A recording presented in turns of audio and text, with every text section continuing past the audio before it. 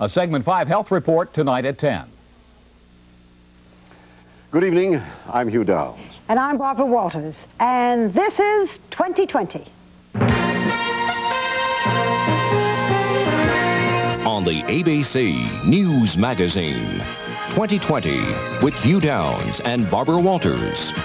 Tonight, is this any way to run a cattle ranch? John Casey thinks so. His creed is survival of the fittest, but neglecting animals, that's against the law. I've seen a lot of dead cattle in my years, but this was something else. It was just like stepping into another world. Casey has also been charged with rustling. Roger Caras investigates a millionaire rancher who lives by his own code, Casey's Law. White House press spokesman Larry Speakes. After 6 years of helping to make Ronald Reagan look good, Speakes is quitting his post.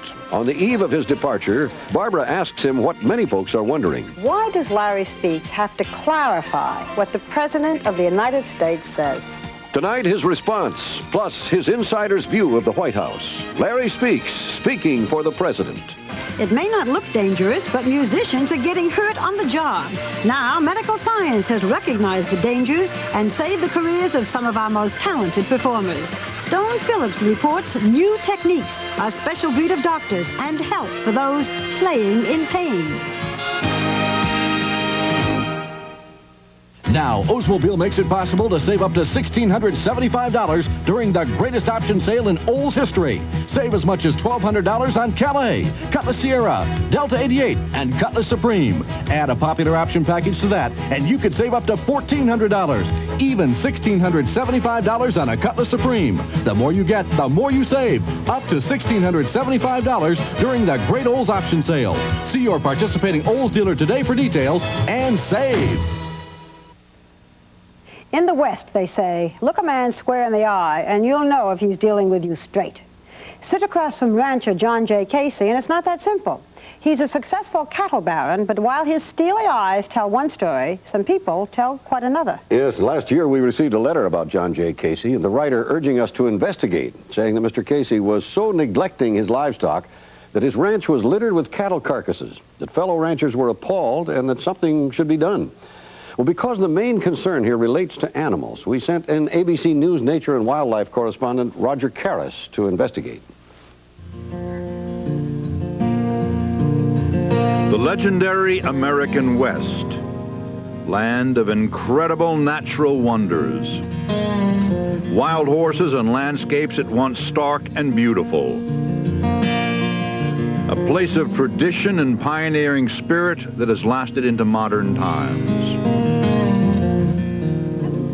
A backdrop for a notorious character, a multimillionaire on horseback, the feared and endlessly controversial John J. Casey. There's three things about John Casey. He abuses people, he abuses ranches, and he abuses cattle. I don't think he's got much feelings or much of a heart or soul. He just goes along making money. John is a man that's like a wolf. He kills when he ain't hungry. John Casey has earned the animosity of many of his fellow ranchers and has been repeatedly in trouble with the authorities. Those who know him say he's a renegade, a man who does things his way, regardless of the pain he causes or the rules he breaks. Like the cattle he herds, John Casey leaves a trail. In the fall of 1985, Casey trucked a herd of beef cattle into the area around Klamath Falls, Oregon. The story of this herd attracted media attention and was recorded by local stations. Casey had leased pasture on 3 ranches and had left associate Richard Rice in charge of his herd. Instead of shipping 22 or 2,500 head of cattle in there, which was my recommendation, he ships in 6,000 head. So consequently, the cattle were out of feed about the time the snow fell. The herd began deteriorating, and the local ranchers began complaining. No one was tending to them. There was no one out there feeding hay. They'd walk one right after the other along the fences looking for things to eat.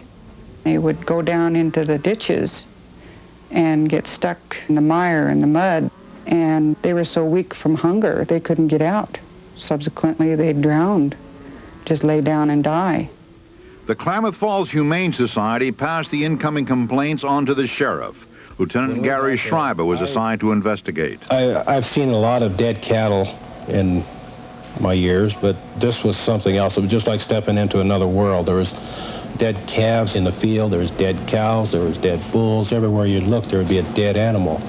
The other ranchers in the area weren't losing as many cows as Mr. Casey was, nowhere near the amount of cows that Mr. Casey was, because they were checking their cattle. They were at least attempting to take care of their cattle. Investigators learned that Casey had ordered straw for the cattle, but it was far too little and of poor quality. This is rotted straw. If you want to get down to the basics, it's more damage to feed this than nothing at all.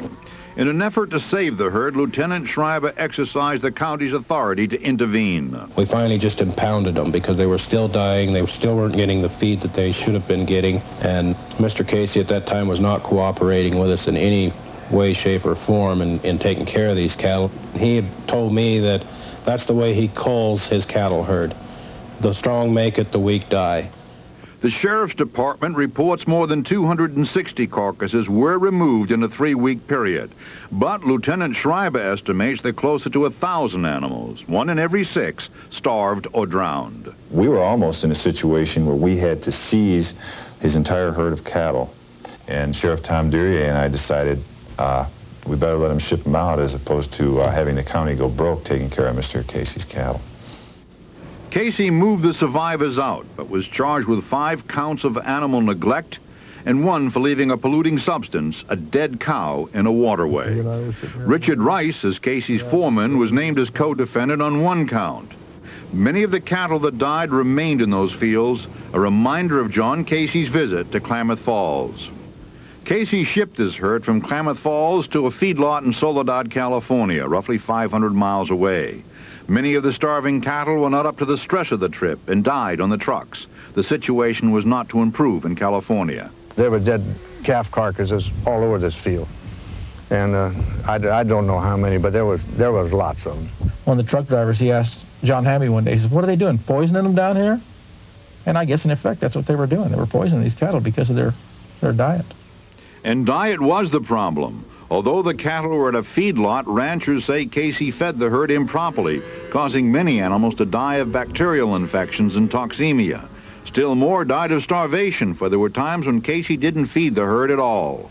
I know it was 4 days they were never fed, and the brand inspector and the health department told me there were some cattle that hadn't been fed for 6 days.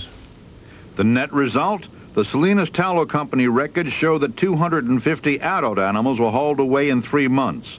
But their records reflect very few of the scores of newborn calves that perished as well.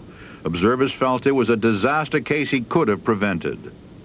They put things off, they tried to patch things up and try to just scrimp and save and get by with, the bare minimums. And it wasn't working. In the final analysis, unconscionable numbers of cows suffered and died in Klamath Falls and Soledad. Many, if not most, could have been saved if Casey had just spent the money for proper food and veterinary care. And he could have. He's an immensely wealthy man. But John Casey was born in poverty in Susanville, California in 1916, one of 12 children. He started working for local ranchers at a very young age and took his wages in cows instead of money. By age 12, he had a herd of 30 cattle, and an empire was born. Today, the Casey holdings stretch across several states. They consist of real estate, lots of it, and a herd of cattle estimated at 30 to 50,000 head. He was, according to evidence submitted in court, worth over $100 million in 1982. Casey is clearly a successful businessman with over 60 years of experience in the cattle business. Why then did he let his cattle die? Reporters have been trying to ask Casey that question for months. Time and again he's refused to grant interviews to television or the press. Why don't you leave me alone and get the hell out of here? But after about a dozen phone calls and letters, he has agreed to meet with 2020. So here we are at the entrance to the Dodge Ranch, one of many that he owns, and we're about to meet John J. Casey. Of all the good things and of all the bad things that one hears said about you, the most damning thing is that you starve cattle to death. And I think this is based on an incident this past winter outside of Klamath Falls. Well, that's very false, because none of them cattle starved to death. There were none? No. What happened? Because there were charges brought. I had some age in the cattle, and then when you get adverse conditions, well, them cattle will die, but they ain't starved to death. The facts? The sheriff ordered autopsies on the cattle. The cause of death was malnutrition. How about the shipping from Klamath to Soledad? I don't remember, but very little loss there in the shipping. And at Soledad, I don't think there's anything that very significant at all. Not significant? Casey lost an estimated 15 to 20% of the herd in Klamath Falls and Soledad last winter alone. 7 times the number most ranchers lose in a year. How many times has what happened this year in Klamath Falls and in Soledad happened to you in your career? 2 or 3 times. 2 or 3 times? 2020 located 8 reported instances of animal neglect, not including Klamath Falls and Soledad in 1986, for a total of 10 episodes in the past 16 years alone. But cattle are not the only casualties along John Casey's trail, for when it comes to spending money, he shows that he has about the same regard for people as he has for cows. He started hauling the cattle out of here, and he said he wasn't going to pay me. I pastured a lot of cattle for John Casey, and he didn't pay for it, and now I'm in court suing him. The Rice and Hamby accounts were just 2 of at least 9 accounts Casey allegedly left unpaid in Klamath Falls and Soledad, close to $159,000. Rice, Hamby, and several others went to court and eventually got paid. Not everyone took legal action. Dave Pacheco says people waited for hours at the feedlot in Soledad, hoping to confront Casey. They just couldn't catch him, period. And when they did catch him, they didn't get their money anyway. They just drove away with a promise. And that was it. The man just don't pay his bills. People have said that you don't pay your bills or you're very slow in paying them. Why is that so? I was slow on something that I'm not sure about. I haven't got time to check it, and therefore I just hold it back. And then there's quite a few of them that overcharges, and anybody that I know treats me fair, they're paid the day I see what I owe them. That's Mr. Casey's view, and it is true that not everyone who's done business with him has complaints. But this stack of documents reveals that a steady stream of ranchers and other businessmen have either filed liens or sued Casey in civil court to collect money they claim they were owed. The record assembled by 2020 covers 5 states and stretches back to 1949. To our knowledge, John Casey and his companies have been sued close to 50 times for breach of contract or non-payment of debt. But there's a criminal record, too. Casey's neighbor, R.C. Roberts, says Casey's been stealing his cows. We seem to have significant numbers of discrepancies of misbranding cattle or misshipment of cattle. Isn't that grand larceny? I don't know about grand larceny, but it certainly helps to pay a trucking bill to be able to add a couple stray animals to a load. There have been accusations that you misbranded cattle, I suppose, in a sense, with rustling. How do you respond to that? No, it's just an honest mistake. About the best you can do is go in there and try to cut every stray cow out and her calf, and then you just got to take a chance and go ahead and brand. I think what it amounts to is too much work. See for what you got to do. That's why it's easy to make a mistake. The district attorney didn't think it was a mistake. He charged Casey with 33 counts of misbranding cattle belonging to Roberts and 3 other ranchers in California in 1984. Casey was convicted on 3 counts, and according to Roberts, just recently admitted he's misbranded still more of his cattle. And Casey steals from the federal government, too. He saved himself hundreds of thousands of dollars in grazing fees by trespassing here on the public lands. Since 1956, the Bureau of Land Management has cited Casey for trespass 141 times in California and Nevada alone, and has spent over $1 million of the taxpayers' money to curb Casey's willful abuses. We would just violate almost every aspect of our regulations and our allotment management plan. The government has permanently canceled Casey's grazing privileges in California and Nevada. I think they unjustly took that range away from me. And I think the big end of it was personality clash. The BLM says Casey is still trespassing. And all that Casey does, from cheating the government and thereby the taxpayers to avoiding his creditors to stealing cows, he saves money. The fees and penalties he pays if he gets caught are only a fraction of what he should have paid, according to the rules. Many of the cows that died last winter were monuments to Casey's determination to save money. But Casey's defenders say his practices are consistent with one of his key philosophies. He believes nature takes care of itself. He believes the elk take care of themselves, the deer takes care of himself, and the strong live and the weak die. I try to practice what I've learned. And then one big thing, leave these cattle alone as much as you can. The day we visited John Casey on his Dodge ranch, we saw what he wanted us to see. Casey is cattle baron, high in the saddle, working fat, healthy animals. But 48 hours later, an aerial reconnaissance revealed this scene a short distance from where the interview took place. Casey was charged with 72 counts of animal neglect here on the Dodge Ranch in 1986. We flew over 2 other Casey ranches in Nevada. The same scene. Cows lying where they'd fallen, scores more apparently dragged into piles, their bones still littering the land. In fairness to the cattle industry, most ranchers despise Casey's behavior. The cattle business is a way of life to a lot of us people. And the buck is only part of it. And if it costs money to keep a cow alive, you spend the money to keep her alive. Despite the convictions and lawsuits, Casey keeps breaking the rules. But the offenses he commits are only minor infractions of the law. Even his most disturbing action, starving cattle, is a misdemeanor. When charges are brought, John Casey's money flows. He hires lawyers and pays them as long as necessary to wear the opposition down.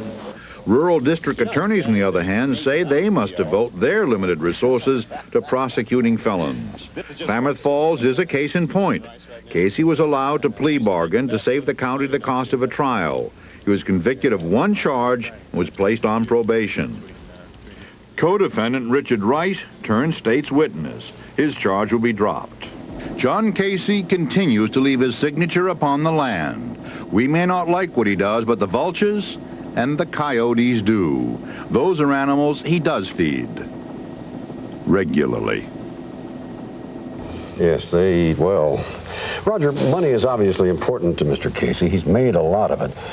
What would cause him to think that a dead cow on the ground would be more valuable than a live one on its feet?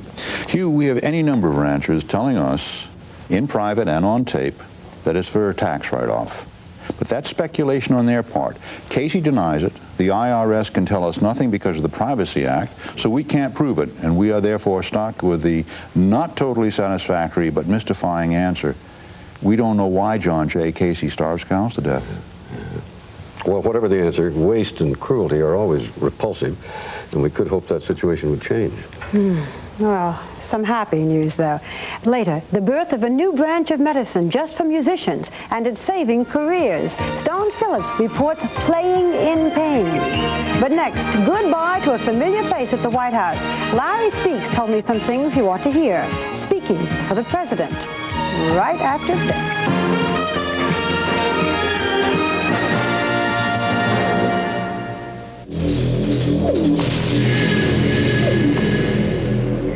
There came a moment when all the elements came together, unleashing a superbly equipped new breed of compact car, the Dodge Shadow, with 2 or 4-door availability, affordable price, a $550 protection plan. The new Dodge Shadow is going to cast a giant shadow across America.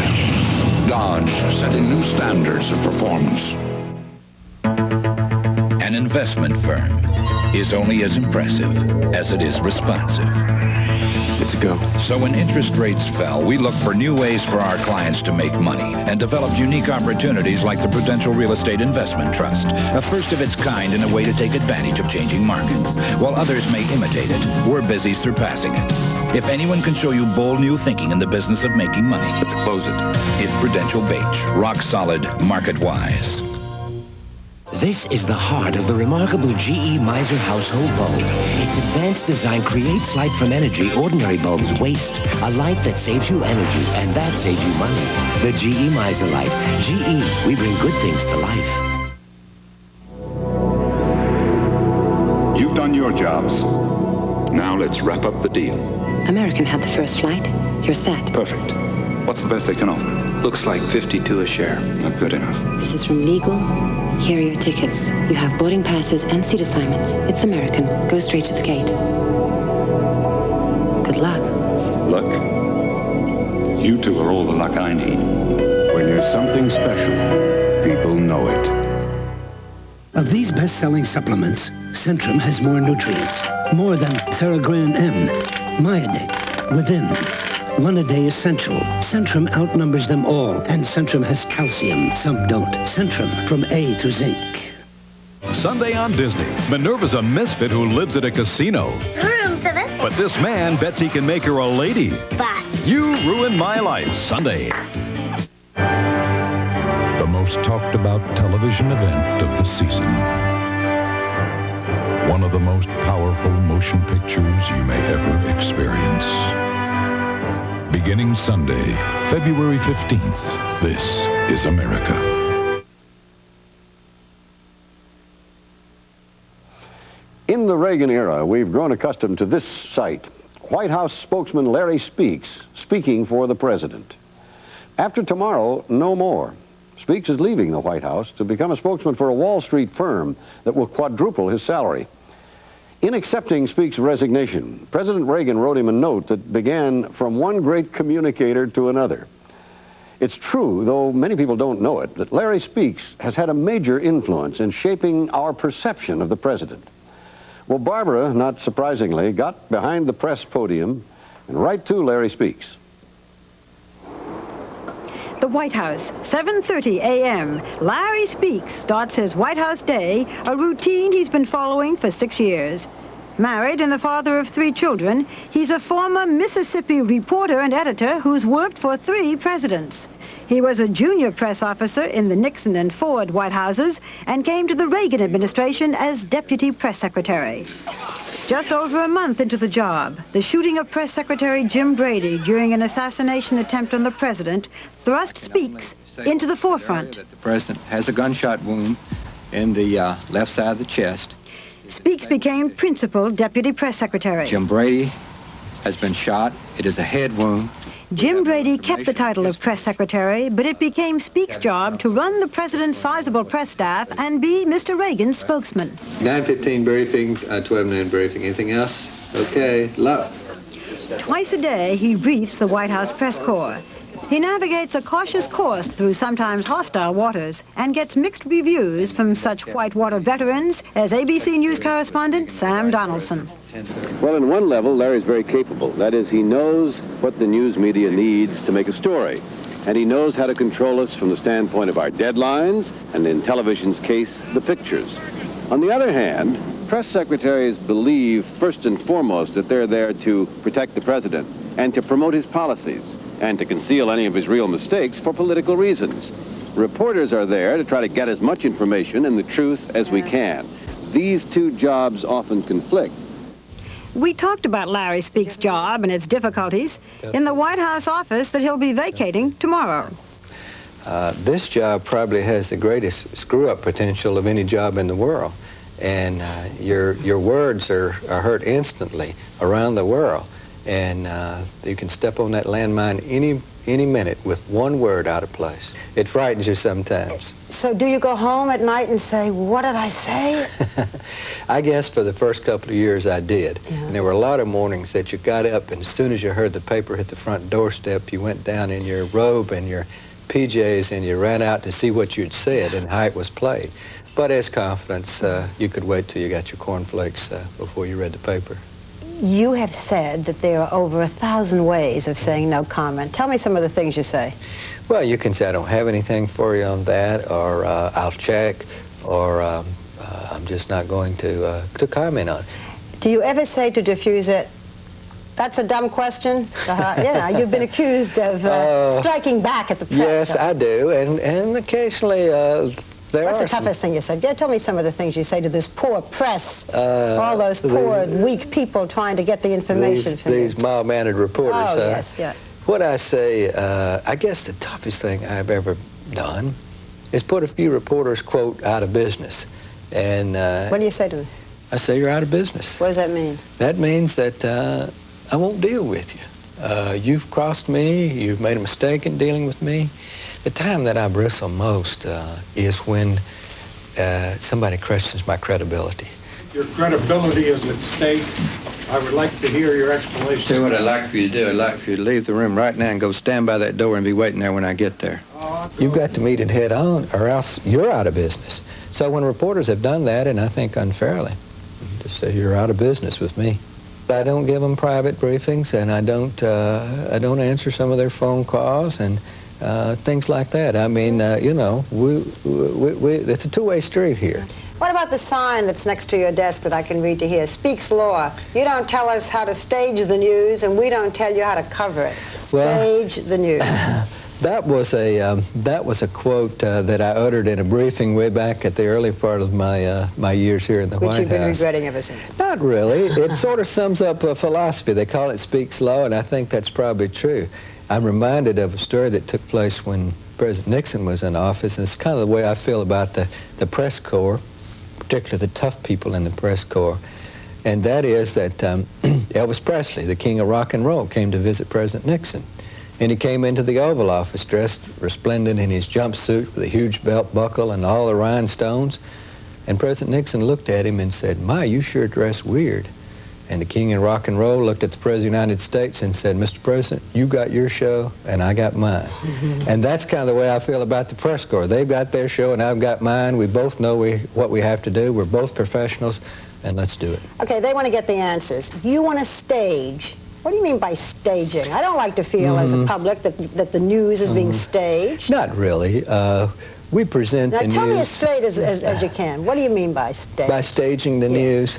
Really, we try to present the president's policies, a cabinet secretary, in a format that is compatible with news coverage. The best possible view? Oh, that's true, absolutely. Is that what you mean by staging? Put your best foot forward, and we certainly do that. Larry Speaks is part of the gang which believes that you stage events rather than just let a story unfold. Once Speaks staged the news on the eastern shore of Maryland by having the president look over wildlife to sell him as a great conservationist. They took him out and let him see a duck blind. And the problem was we wanted to ask the president questions about Ann Burford, one of his appointees.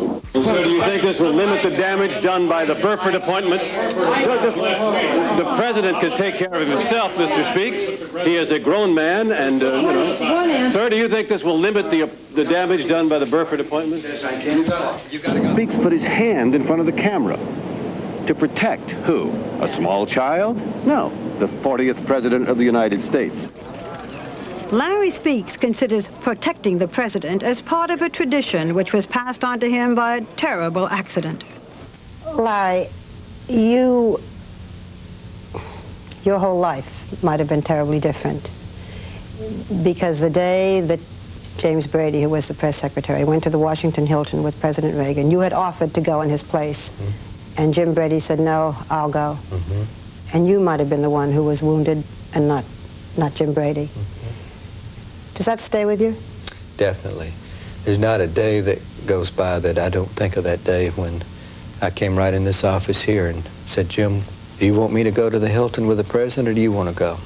And he said, "I'll go." And that was the last time I ever spoke to him before that terrible accident.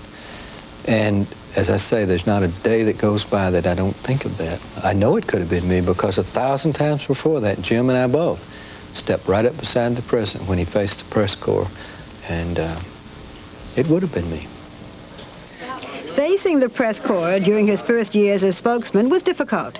Speaks didn't really have the president's ear, nor did he have the confidence of Mr. Reagan's inner circle. This event could be called Larry Speaks' Waterloo. It dramatically demonstrated his lack of access to information.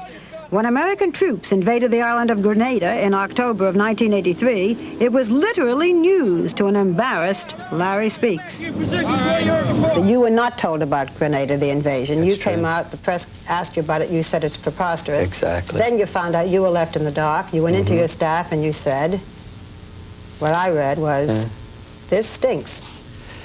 I don't recall whether I used those words exactly, but That's the feeling. It did stink. It smelled to high heaven, and it was not the way to do business. But I think the point was made that it's important to have press people involved from the inception, and I had to bear the sting of that press go over a period of days. But as I've often said, I guess that's what we get this high government salary for. When the president has a press conference, there are times when, to be blunt, he just seems to put his foot in his mouth, says something that isn't correct. Okay. At the end of it, do you go rushing up and say, Mr. President, well, we've got to talk about this, we have to correct this? On occasion, I have. We understand that there were 1,000 TOW anti-tank missiles shipped by the U.S. This is a purely defensive weapon. It is a shoulder-carried weapon. Mr. President, I believe it's a ground-to-ground weapon. If I have been misinformed, then I will yield on that. Could you explain what the Israeli role was here? No, because we, as I say, have had nothing to do with other countries or their shipment of arms or doing what they're doing. We've been told by the Chief of Staff, Donald Regan, that we condoned, this government condoned an Israeli shipment in September of 1985. No, but I've never heard Mr. Regan say that, and I'll ask him about that, because... But minutes after the news conference, Larry Speaks had to issue a clarification of the president's remarks, acknowledging Israel's part in the arms shipments. Why does Larry Speaks have to clarify what the President of the United States says? Some people say the president should be infallible, and no person is infallible. The last press conference, the president talked about the size of arms. He was wrong on the size of arms. He said that the arms that were sent to Iran could be held on the shoulder. TOWs cannot be held on the shoulder. He was wrong about saying there was no third country that was involved. There was indeed a third country. It was Israel. He was wrong about the number of arms shipments that were made. These were things that supposedly he could have known then. Now, the feeling is, you know, he's not a man who's in touch with the very specific aspects of what's being said in his name. I beg to differ. At that time, in that press conference, there were a number of things about Iran that we didn't know. Some folks hadn't come clean with us. Yeah, but those things that I mentioned, you did know. Well, for instance, I think if you went out to the average person in government or on the street and asked them, is a TOW missile a shoulder-fired weapon or one that's fired off? The President of the United States, not the average person. If this ask is one fired off a Jeep, I didn't know that. Let me put it another way. Is there much difference between the average person, you just said the average person, and the President of the United States? Some facts a person just doesn't have or just doesn't think to ask about them. I didn't think to ask about whether a TOW was a shoulder-fired weapon or not. Maybe that's my fault for not telling the President, don't forget, this thing's fired from the shoulder, Mr. President. And as far as details, yes, the President knows details. Yes, he knows what his policies are and how they function. But this is a big government, and the President says do it, he expects it to be done, and he doesn't micromanage. The big question seems to be now, and the one the press asks all the time, and the public. Either the President is not telling the truth, he is lying, or he simply didn't know what was going on in his administration. In either case, it's not very good. Which is your view? Well, I can tell you that I deeply believe, and I'm convinced, that the President of the United States is telling the truth and the whole truth in this matter. Why? I believe very deeply in him. Why do you believe it? I know the man, to start off with. I know Ronald Reagan is a truthful person, and he would not tolerate anything short of the truth on his behalf, on my behalf, on behalf of anybody on his staff. But once this policy was set into motion, there obviously were certain individuals that made mistakes in implementing it. Did you trust Oliver North? What kind of a man was he? My judgment of these individuals may be something that's called into question as time comes along here in this Iranian matter. But there were certain individuals in government, and I won't name names, that I was a little bit wary of what they were doing and what they were telling me.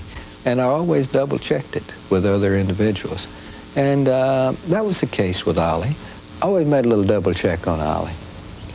You're leaving the president at a very tender time. Does that bother you? It was really the toughest decision I've had to make in all of these 6 years. You know, we've done so much and seen so much that, leaving the White House, you have to remember this place was built not for a permanent residence. That's true. I understand that you have a press secretary's prayer. Oh, yes. You ought to recite it before every briefing. And that prayer is, Dear Lord, let me utter words which are gentle and sweet, because tomorrow it's those very words I might have to eat. Not a bad sentiment for all of us, I think, right? Yeah. Speaks says that with some reporters, he just says you're out of business. Why hasn't he cut Sam Donaldson off at the knees? Well, we asked him about Sam, and this is what he said. He said, let me see, Sam is a shoot-from-the-lip reporter. You know, shout first and ask questions later. Then he says, I've known Sam longer than anybody in the White House press corps. I know him to be an outstanding reporter, exceptionally bright, and I've got a lot of respect for Sam. He says, I got a lot of mail that says, why don't you hit him over the head with a baseball bat? And sometimes I felt like that, but I restrained myself. That's a Valentine to you, Sam. I'll say. Thank you, Barbara. That was fascinating. Coming up on 2020, music and medicine. A new approach by some doctors who perform both. Stone Phillips reports playing in pain right after this.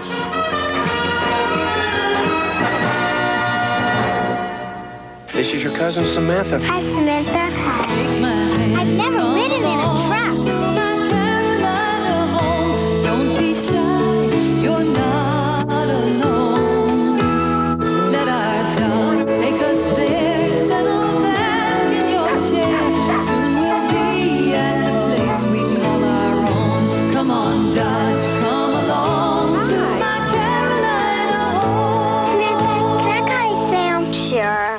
And they received a better offer. How much? 100,000. 100,000? You're kidding. And they want a response by noon. This meeting is taking place in different cities around the country. What makes it possible is AT&T Alliance teleconferencing service. What's incredible is it sounds like it's taking place in the same room. It's too risky. Let's be smart. Raise it by 20, but no higher. I agree. Set up your own phone meeting with a touch-tone phone. 0700-456-1000. Good night, folks. You know, I've played a lot of roles as an actor, from a cop to a country singer. But in real life, I don't play roles. I do what works for me, whether it's my clothes or my credit card. And I don't carry my MasterCard for show. I carry it because it gives me all the possibilities and leaves the choosing to me. Possibilities and personal choice. That works for me. MasterCard. I choose it because I use it. MasterCard. Master the possibilities. Get a taste of the unexpected. There's Raisin in the middle. Kellogg's Raisin Squares. Raisin in the middle. Kellogg's Raisin Squares. What a taste sensation. Whole wheat, sweetened with raisin. A combination with flair. A tasty little package. With raisin in there. Raisin in the middle. Naturally sweet raisin. Raisin in the middle. Kellogg's Raisin Squares. Raisin in the middle. Kellogg's Raisin Squares. And now apple cinnamon squares. If they were athletes, they would be put on the disabled list. Doctors have discovered that musicians are prone to injury, and they've devised special treatments. Stone Phillips reports, playing in pain, when 2020 continues. Saturday on The Health Show with Kathleen Sullivan.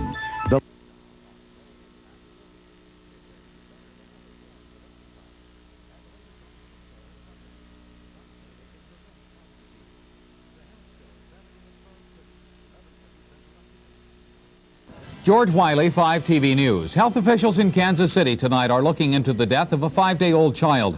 According to the death certificate, the baby died of listeriosis, and the mother says she ate some ice cream that was from the Wells Dairy of Lamar's. Yesterday, a 10-state recall was ordered because of possible contamination. Iowa's piggyback heart transplant patient continues to do well. We'll have a report on this unusual surgery tonight. And Joanne Merrigan continues her series on the purity of Iowa's water supply. Now this. I feel like a toad without a man. Why some women can't live without a man. Next on Donahue. Friday mornings at 9 on 5 TV. Don's forecast says the rain will end, the high tomorrow near 40. Details at 10. Most people don't do much more than sit on their money. because they simply don't realize how much more they could do. As a result, they miss a lot of opportunities, and that's too bad. Especially now when Edward D. Jones and Company has so many smart, safe ways for your money to make more money. Of course, you could just ignore your opportunities. Eventually, they'll just go away. Edward D. Jones and Company Personal Investment Services. This is your TV station, 5TV.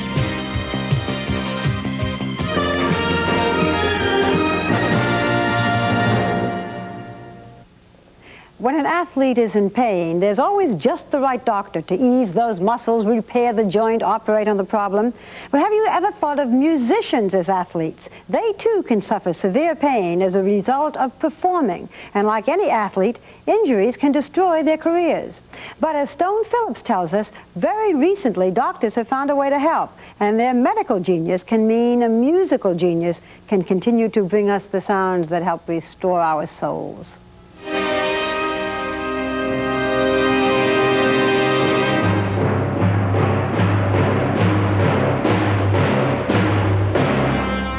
A 100 different instruments, 100 different sounds, and countless players, all of them dedicated, all of them driven, and all of them at risk. Musicians, from heavy metal to classical, are like athletes. They put tremendous strain on their bodies. Long practice hours, repetitive motions, and awkward positions can make each chord a hurdle, every note a long jump.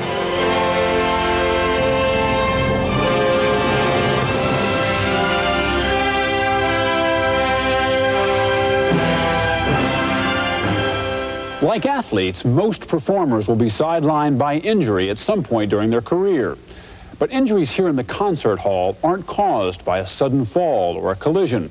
Instead, they happen gradually, the result of continuous overuse of delicate muscles. And often, it's the instruments themselves that are the source of pain. Human beings just weren't designed to play some of these instruments. If the piano bench is too high, the cello stand too low, or the violin chin rest poorly fitted, they can literally become instruments of torture. Gary Graffman, a piano prodigy. At age 18, he played with a major symphony orchestra. By 25, he was booking more than 100 concerts a year. But beginning in 1979, stiffness in the fourth finger of his right hand got so bad that he could no longer ignore it. I just canceled. Now, if you cancel 200 concerts, you can't say you have the flu. What actually was happening as you tried to play the piano? As soon I play an octave and then play a whole series of them, this finger begins to go down, and as it goes down, it brings the fifth finger with it, and the whole hand closes up. You had no control of it? Yeah, just sort of just going like that. After 30 years on the stage, it was devastating for Graffman to think that his career might be over. He went from doctor to doctor in search of a diagnosis. The first 8 or 10 doctors said that I had whatever disease they were specialists in.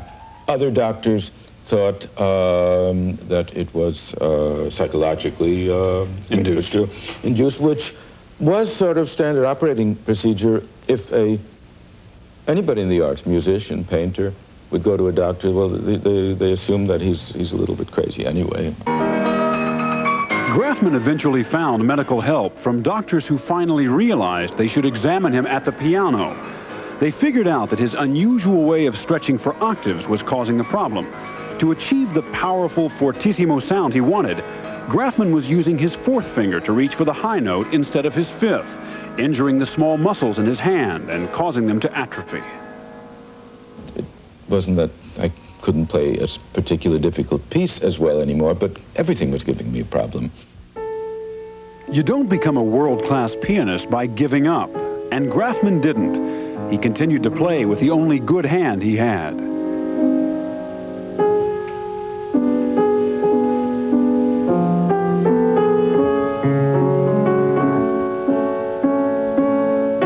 With therapy, he was able to restore some movement and control to his right hand, but not enough for him to return to the stage. Graffman had to give up performing altogether. But the end of his career as a concert pianist was a beginning of sorts for the marriage of music and medicine. The publicity surrounding his case became the inspiration for a new movement called performing arts medicine. Today, there are a growing number of specialized performing arts clinics, like this one in Chicago, where it's not uncommon to hear violins in the examining room. Dr. Alice Branfenbrenner calls herself the grandmother of performing arts medicine. She says clinics for injured musicians are long overdue, that thousands are waiting for treatment. Nicole Monahan has been playing the violin since she was 2, with hopes of someday becoming a soloist. But for the past year, it's been very painful for her to put pressure on the strings. Before she came to the clinic, no one figured out that it was her double-jointedness that was causing the problem. The key was watching her play. In at least half the cases, if we do an examination, it may not really bring out the thing that's most troublesome to the patient player. Yet when they get that instrument in hand, it may become just suddenly crystal clear.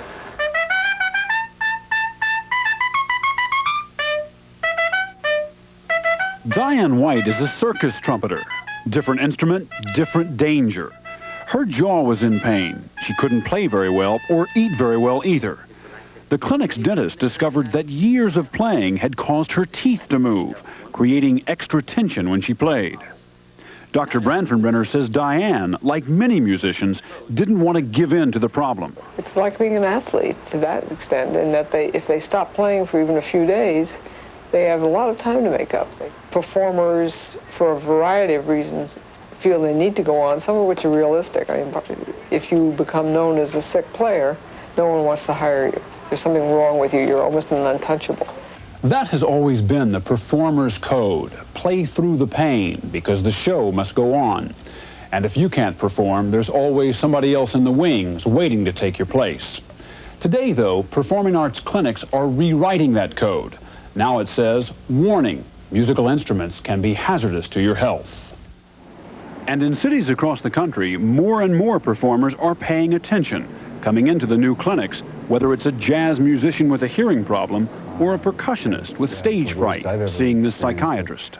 Uncontrollable shaking, blurring of the notes on the page, not being able to read music because of very real terror. The doctors understand, perhaps because most are musicians themselves, as comfortable with a duet as they are with a diagnosis. We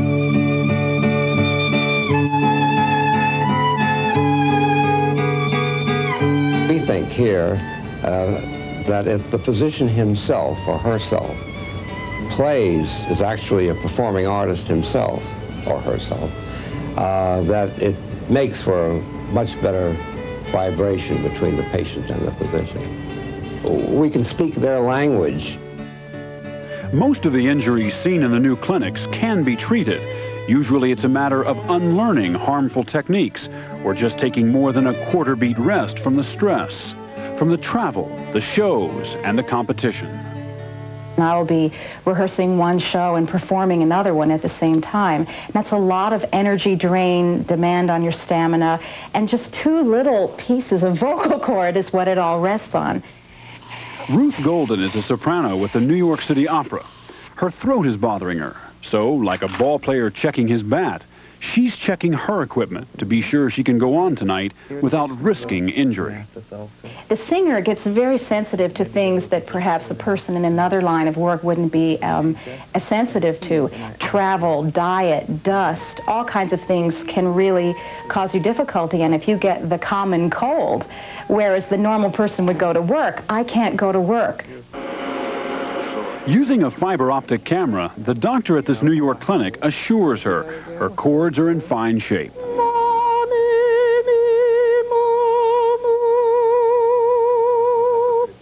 Singers tend to take better care of their bodies than most other performers, perhaps because if they have trouble with their instruments, they can't just go out and buy new ones.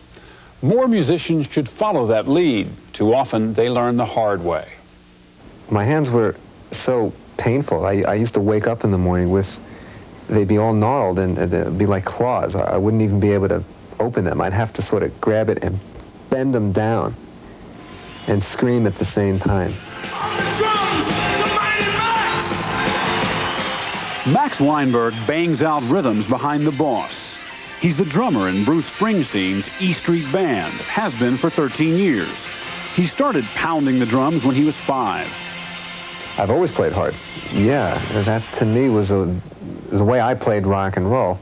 Actually, as amplifiers got bigger and guitarists got louder, I started to play harder to compete with that sound. You know, if you're a drummer, you have to get used to the aches and pains of drumming. I mean, you're always hitting yourself and your hands hurt and you get blisters and calluses and you cut your fingers, so I didn't really think too much about it. The blisters and calluses came and went, but Weinberg kept playing until finally his hands couldn't take it anymore.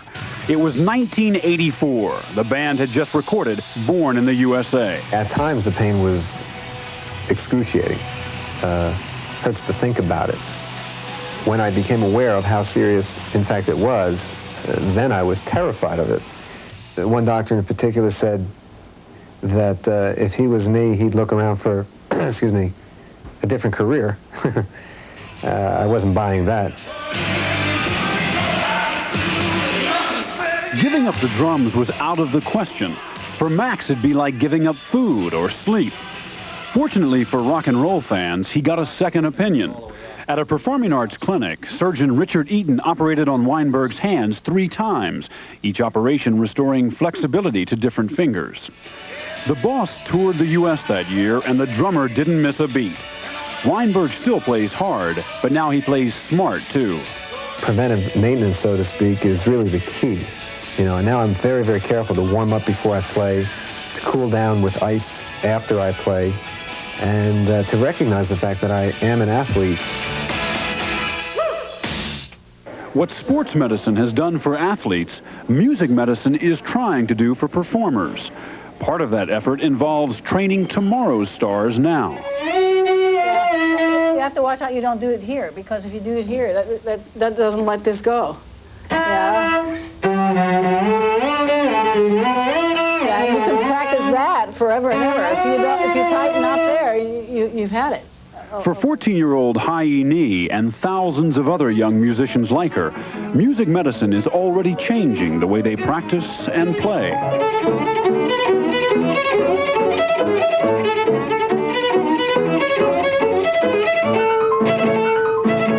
At conservatories across the country, students are learning posture with their Prokofiev and relaxation techniques with their Rachmaninoff. For the Saturday afternoon amateur, as well as the teenage virtuoso, that will maximize the pleasure, minimize the pain, and keep the music playing.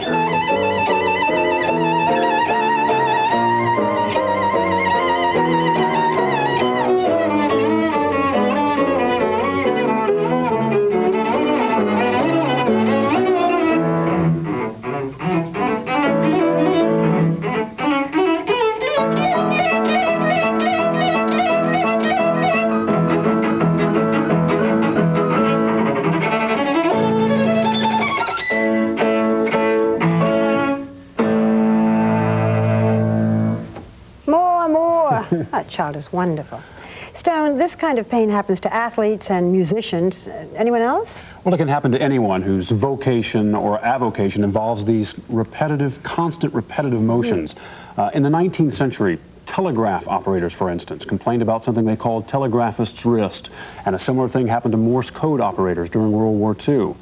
Interestingly, more recently, reporters who have spent hours slaving over their word processing machines have complained about the same kind of tendinitis and nerve damage. Typewriters' fingers and blisters on the tongue, right? That's right, except they have clinics, you know, the musicians, and we haven't got them yet. Thank you, Stone. Interesting, very interesting. Thank you. Yeah, truly so. When we come back, a tribute to a young mother you met before on 2020. Stay with us. 2020, brought to you by Dodge, setting new standards of performance. There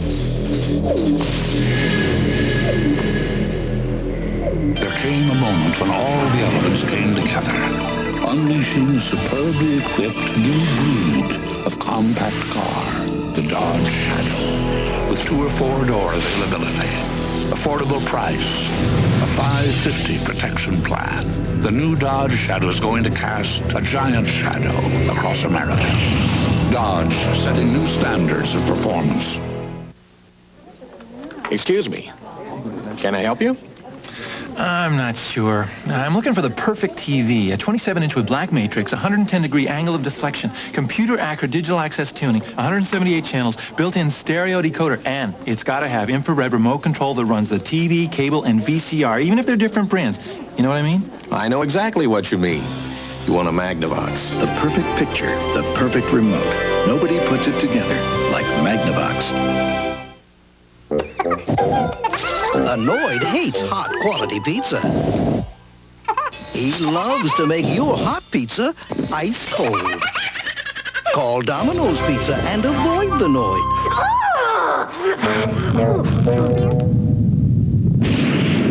We keep the cold out and all this quality in.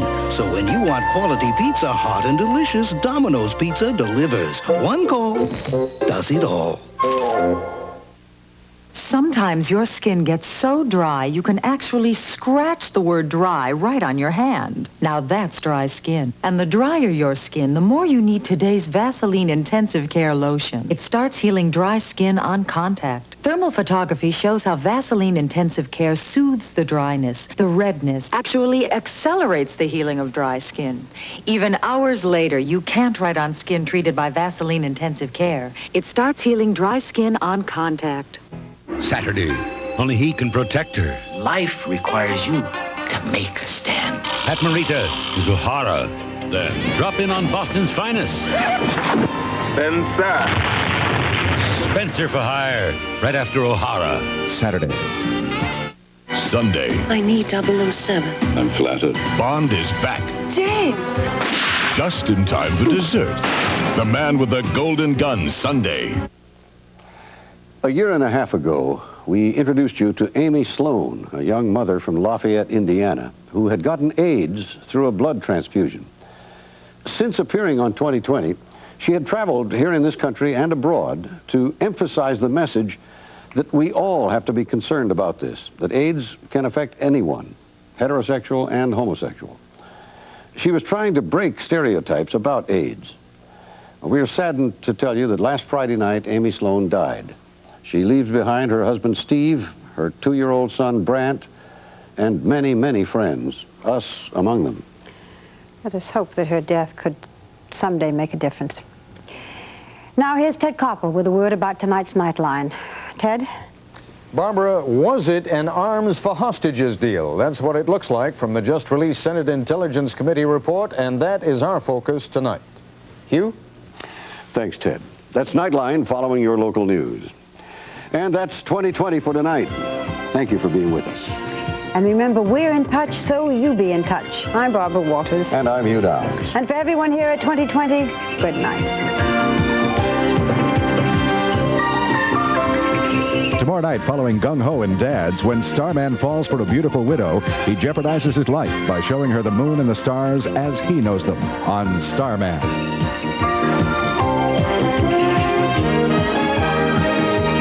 For a transcript of this or any 2020 broadcast, please send $3 to 2020 Transcripts to John Street, New York, New York, 10038.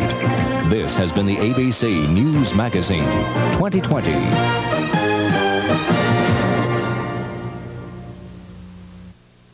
Saturday, it's the $125,000 Greater Los Angeles Open on ABC's Professional Bowlers Tour. Then on ABC's Wide World of Sports, who's the fastest downhiller in the world? Find out in same-day coverage of the Men's Downhill World Championship. Plus, a gymnastics queen will be crowned in the World Cup all-around action. And exclusive coverage of the first race of the America's Cup Final. It's all on ABC Sports Saturday. Coming up next on Iowa News Tonight, Missouri health officials investigate a listeriosis death. We'll see how surgeons gave an Iowa man 2 hearts and have part 2 of a series of reports on Iowa's water quality. Don says expect a high near 40 tomorrow. Jeff will have highlights from Iowa and Iowa State basketball. This and more next on the news. I must really be desperate. Why is that? because I can't believe I am home visiting my little brother and actually listening to you giving me advice about men. I am a man. It's amazing. Just amazing.